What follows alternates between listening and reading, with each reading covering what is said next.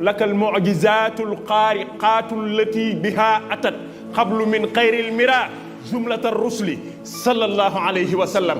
Adama ca mag waaye sëñ Tuubaa nee na moom la yàlla njëkk a bind de waaye bu yàlla nee usjudu li Adama du Adama leeru njool makka gawoon ca ndiggam moo tax yàlla ne usjudu li Adama li nuurihi sajadat amlaaku mursilihi lil jaddi Adama nuuran fiihi munkatima sallallahu alayhi wa sallam. sëñ Bamba fa la yonent bi yam ak Adama mu ni déedéet Adama ba mu laalee la ko yàlla waxoon ni bul ko jege yàgg sa soxna si bu leen ko jege wala taqraba la yàlla wax léeg-léeg nga dégg waxtaankat bu naan yàlla dañu leen bu leen laal waxu leen bu leen laal bu leen jege la wax wala taqraba hadihi sajarata la yàlla wax ba ko Iblis man manee ba mu laal ko yàlla wàcce ko fii ci kaw suuf muy tuub di tuub ba jànnaxe xel ma daa dem ci ka nga xam ne bunti àjjana ya turam lañ ci bind mu ñaan ci darajey Muhammadu Rasulullah sëñ Tuubaa nee na yàlla baal ko ñu ni bindal mu ni bi jaahihi faaza bil gufraani adamu min bahdin hibaatin minan haarin wa jannaati. sëñ Tuubaa fa la yem ak Adama mu ni déedéet bi mu wàccee ci kaw suuf si moom Adama daal di sos njaboot adduna war a ñëw yàlla bëgg a def décentralisation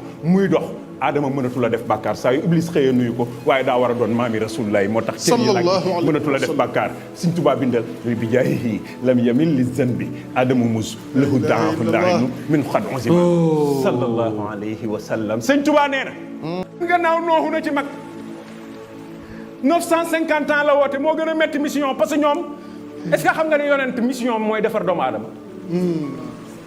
yonent bu mu mën a doon mission bi leen indi mooy defar doomu aadama. defar pas-pasu doomu aadama. nooxu na ci gën a metti le 950 ans amoon lu 83 personnes. la ilaha illallah. junni bu manqué juróom fukk.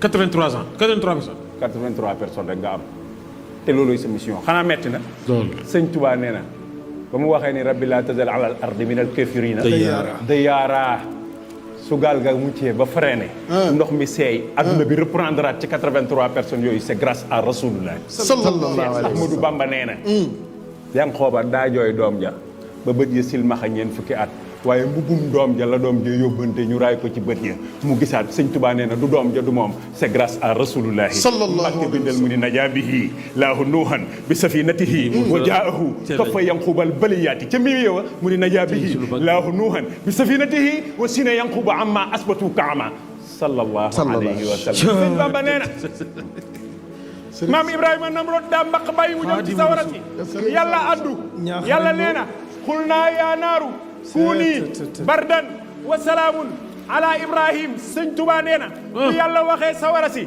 na nga sedd ba noppi diminué ko ba mu doon jàmm ci Ibrahima. Cheikh Ahmadou Bamba nee na c'est grâce à Seydina Muhammad ñu ni Mbàkke bi del mu ni bihi qadat naaru Ibrahimu baridatan maa salaami fa haza qarqu adati bihi qadat naaru Ibrahimu baridatan maa salaami wa min kaydil ida salima sallallahu alayhi wa sallam. sëñ Tuubaa nee na sëriñ Tuubaa nee na radiyallahu taala anhu. yonent bi tudd Yuusufa sëñ Tuubaa nee na ba ko mbokkam ya sànnee mu tabbi ca teen ba su fa muccee dem jàppalo be ñu adopté ko c'est grâce à Sayyiduna Muhammad sallallahu alayhi wa sallam. bu demaatee jóge foofa jàppale ba dellu kaso nekk fa xëy jóge fa ñëw di wasiiru dëkk ba noppi dem yonent c'est grâce à rasulullahi.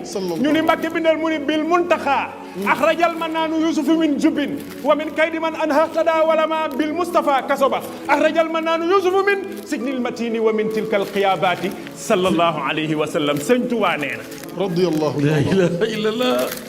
yonent bi tudd yoonu Rasulaay rek dégg na lu ne. sallallahu yonent bi tudd yoonu sa sëñ Tuubaa nee na 40 nuits la ko jën wi wan ay ñaar yow ma asura la yàlla ni jën wi génnal ba ca tefes ga nga gëq ko